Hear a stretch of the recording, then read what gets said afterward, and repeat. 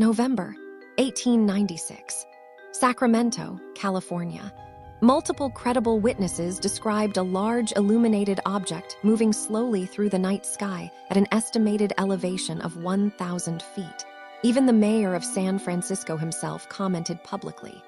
The sightings traveled east over the following months, crossing into Nevada, Arizona, Nebraska, Illinois, Michigan, Wisconsin, Iowa, and Missouri.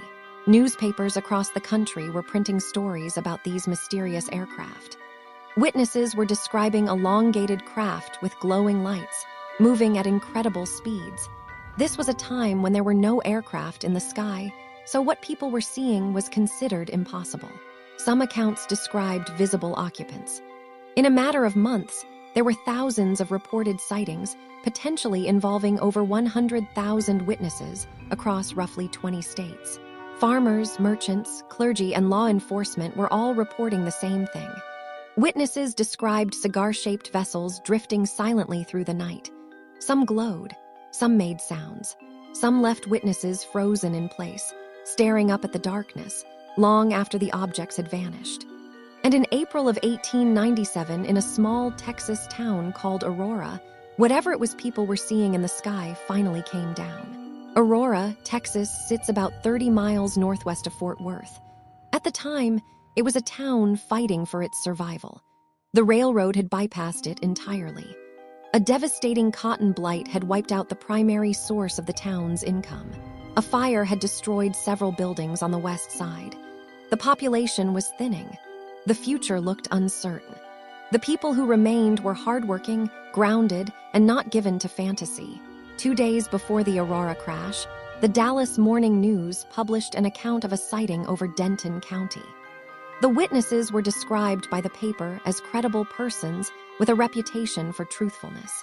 The object they observed was initially mistaken for a meteor, before one witness focused a pair of binoculars on it and confirmed it was moving slowly and deliberately in a southeasterly direction. Then on April 17, 1897, a large airship came moving in low over the town. Early risers who caught sight of it described it as cigar-shaped, moving erratically, trailing what looked like smoke. It was clear that something was wrong with it. It was heading north, but the airship was not under control. 10-year-old Charlie Stevens stood outside his family's property that morning and watched it pass overhead. He later said it was trailing smoke as it moved toward town. He wanted to follow it to see where it went, but his father made him stay and finish his morning chores. The airship had struck the windmill on the property of Judge J.S. Proctor. The craft exploded on impact. Debris scattered across several acres. The windmill was destroyed. Proctor's property was covered in material that the gathered townspeople would later describe as unlike anything they recognized. The wreckage was made of metals nobody could identify on sight. Papers were reportedly found among the debris. The writing on them was not in any alphabet anyone present could read. The original Dallas Morning News article described the material composition of the craft in specific terms. The wreckage was said to be built of an unknown metal, resembling a mixture of aluminum and silver. The craft itself was too badly damaged to allow any conclusion about its construction or its method of propulsion. The papers found at the scene were said to be a record of the pilot's travels, written in hieroglyphics that none of the assembled townspeople could decipher. That specific detail, an unknown script accompanying an unknown craft, sits in the public record of a major American newspaper dated April 19, 1897. And among the wreckage, there was a body. The pilot had not survived. Those who examined the remains later described a small figure, badly disfigured from the impact, but clearly not a human being. The physical characteristics observed by the townspeople who gathered at the crash site led to one conclusion, and they stated it plainly. This was not a person from Earth. S.E. Haydon, a resident and correspondent for the Dallas Morning News, wrote up the account. The article was titled, "A Windmill Demolishes It." Haydon described the crash, the unidentified wreckage, the recovery of the body, and the assessment of the pilot's origin. He quoted a United States Army Signal Service officer stationed in Fort Worth named T.J. Weems. In the article, Weems is described as an authority on astronomy. He examined what remained of the pilot and gave his opinion directly. He believed the being was a native of the planet Mars. The community of Aurora then did something that, considering the circumstances, was extraordinary in its humanity. They held a funeral. The pilot was given Christian burial rites and was laid to rest in Aurora Cemetery. A grave marker was placed. On that marker, according to those who later examined it, someone had carved a crude image of the craft. In a small, struggling Texas town in the 19th century, the townspeople buried an alien visitor with the same dignity they would have offered any of their own. The wreckage was not preserved for study. Most of it was collected and dumped into the well that sat beneath the ruins of the windmill. Some pieces reportedly went into the grave with the pilot. And then Aurora, battered and diminished, tried to move forward. For decades, the incident lived on in local memory only. The world moved on quickly, especially when powered flight became a reality in December of 1903 with the Wright brothers at Kitty Hawk. Then, in 1935, a man named Brawley Oates purchased Judge Proctor's former property. Oates was a practical man. He needed a usable water source on the land, and the old well was the obvious solution. He cleared it out, removed the debris that had been filling it for nearly 40 years. Then he began using the water. It was not long before Oates developed arthritis.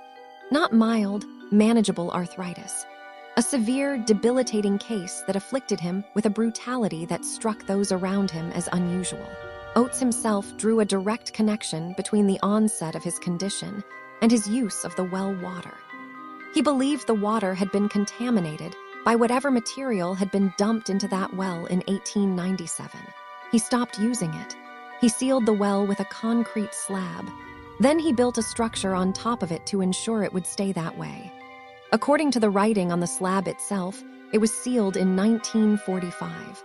The sealed well would sit undisturbed for more than 60 years. In the late 1960s and early 1970s, American culture had developed a serious, sustained interest in the possibility of extraterrestrial life. After the famous incident at Roswell, Project Blue Book, the United States Air Force's official investigation into UFO sightings had run from 1952 to 1969. In this climate, the old story out of Aurora, Texas began attracting renewed attention. In 1973, Bill Case, an aviation writer for the Dallas Times-Herald and the Texas State Director of the Mutual UFO Network, known as MUFON, began a serious investigation of the Aurora incident. Case and his team went to the town. They interviewed residents. They documented the physical landscape of the crash site. They used metal detectors to recover metal from the original crash for analysis. Then they went to Aurora Cemetery. Investigators located a grave marker in the cemetery. It was not like the other markers. On its face was a carved image that MUFON investigators described as depicting a flying saucer. They ran metal detectors over the grave site. The detectors responded. Something metallic was buried there, beneath the ground, in that grave. MUFON formally requested permission to exhume the site and examine whatever was buried there. The Aurora Cemetery Association denied the request. MUFON also tracked down 2 surviving eyewitnesses. Both had been children in 1897. Both were now elderly, well into their 80s and 90s. Mary Evans had been 15 years old on the morning of the crash. In her testimony to MUFON investigators, she described how her parents had gone to the crash site that day. They had forbidden her from accompanying them. When they returned, they spoke of what they had seen, including the discovery of the pilot's body. Their accounts had stayed with her clearly for over 7 decades. Charlie Stevens, who had been 10 years old and had watched the craft pass overhead while he finished his chores, confirmed what he had seen with his own eyes that morning. He described the smoke trail. He described his father's account of seeing the wreckage in town the following day. Both witnesses were lucid. Both were consistent with the original 1897 account. Neither had reason to fabricate. Lab analysis of the metal samples collected by MUFON yielded striking results. The metal was composed of approximately 95% aluminum and 5% iron, with no detectable traces of zinc. Investigators noted that the absence of zinc in an iron alloy is highly unusual because zinc occurs naturally in iron ore. The combination of those two elements, in those proportions, without zinc present, had no established precedent in standard metallurgy. Muffon's report concluded that given the presumption the material originated in 1897, the composition was not consistent with any known terrestrial aircraft material of that era. The significance of that finding requires some context. The Wright brothers did not achieve powered flight until December of 1903, 6 years after the Aurora crash. In 1897, aluminum itself was a relatively rare and expensive material. The production processes required to work aluminum into structural components were not widely developed. An alloy composed primarily of aluminum, bonded with iron and absent of zinc, with evidence of aerial cooling, was not something a craftsman, a hobbyist inventor, or even a well-funded engineering team in the United States could have reasonably produced in that period. Muffon was careful not to overstate their conclusion, but the raw data from that analysis has never been credibly explained away.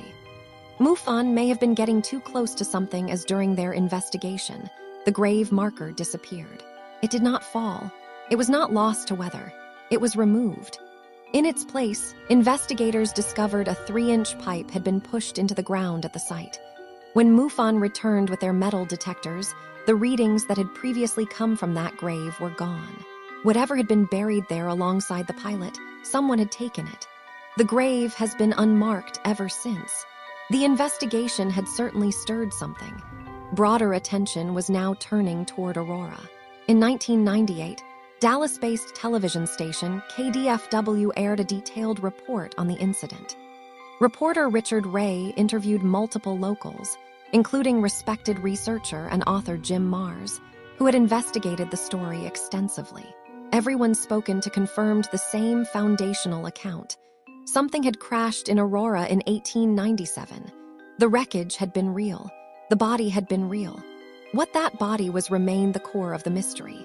In 2008, Tim Oates, a relative of Brawley Oates, now owned the property where the sealed well sat, and he gave UFO investigators permission to unseal it. The concrete slab was removed. The well was opened for the first time since 1945. Water samples were drawn and sent to a laboratory for analysis. The results showed elevated concentrations of aluminum in the water. While no large solid fragments remained in the well itself, investigators were told that any significant pieces of metal had been removed from the well by a previous owner of the property at some point in the decades prior. Investigators also conducted a ground-penetrating radar survey of the area where the grave marker had once stood. The radar identified an unmarked grave in the vicinity, consistent in depth and shape with graves from the 1890s. The Cemetery Association did not permit exhumation at the time and have not granted permission since. Under Texas law, exhuming a grave requires the consent of next of kin. The person buried in that grave in Aurora Cemetery has no known relatives, no traceable lineage, and no documentation of origin beyond the testimony of a small frontier community in 1897. The legal requirement that protects the sanctity of that grave is, in practical terms, permanent. That burial will almost certainly remain undisturbed. What makes Aurora distinct from nearly every other UFO case in American history is the absence of government involvement. When the Roswell incident occurred in 1947, the United States military was on the scene within days. Debris was recovered. Witnesses were spoken to. Official statements were issued. The apparatus of official denial went to work immediately. In Aurora in 1897, there was none of that. No military unit arrived to collect the wreckage. No federal agency appeared to manage the narrative. The townspeople handled everything themselves, with no outside interference and no apparent pressure to stay quiet. What was buried in that cemetery was buried by ordinary citizens following their own conscience, and it has remained there ever since. Undisturbed not because of government secrecy, but because of a Texas law requiring next of kin consent that no investigator has ever been able to satisfy. The Texas Historical Commission recognized the Aurora incident officially. A state historical marker was placed at the Aurora Cemetery, acknowledging the 1897 crash and the burial that followed. For a time, Aurora residents also maintained a boulder near the grave site as a point of reference and acknowledgement. In 2024, a local committee decided to remove that boulder, citing concerns about preserving the sanctity of the cemetery grounds. The grave is now marked by nothing, but the grave is still there. And the question of who or what was buried there in 1897 remains the oldest unanswered mystery in the history of American UFO encounters. Subscribe to Paranormal Depths for the strangest and most compelling cases from around the world.